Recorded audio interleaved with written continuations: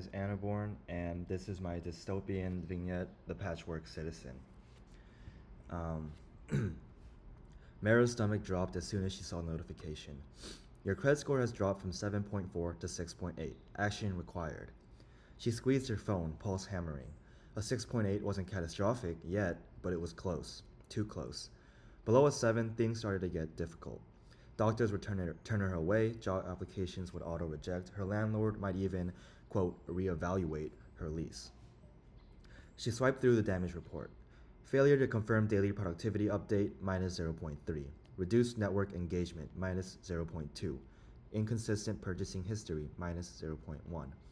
That last one stung. She had spent the past week caring for her mother, barely making time to check in with Lifeline, the government's AI that tracked work output. She hadn't posted on SocialSync, the engagement platform that fed into her social health score. And the groceries, God, the groceries.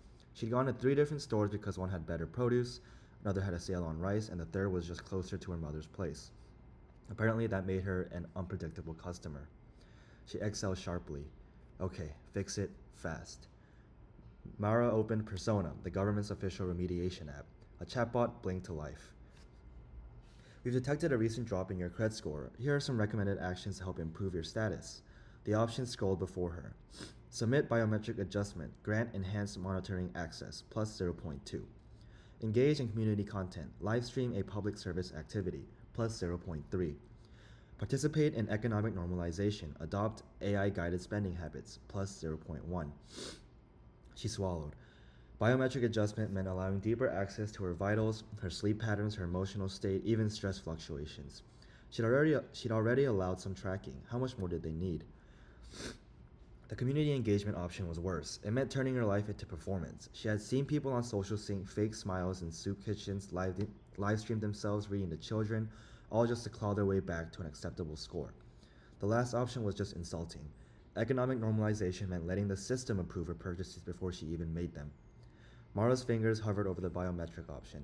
She had no choice. A soft pulse traveled up her wrist as her cred band adjusted, syncing with her nervous system. Her score inched up, 6.8 to 7.0. She clenched her jaw. Not enough. With a deep breath, she hit the live stream button. A countdown appeared. 3, 2, 1.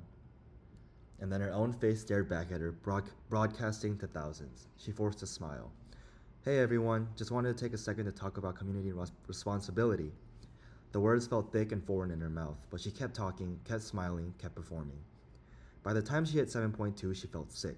Not from hunger, not from exhaustion, but from the realization that nothing, not even her own emotions, belonged to her anymore. So this story was inspired by a growing trend, the quantification of human behavior. Today, algorithms rank and evaluate us in ways that we barely notice. Credit scores, hiring assessments, and even social media influence.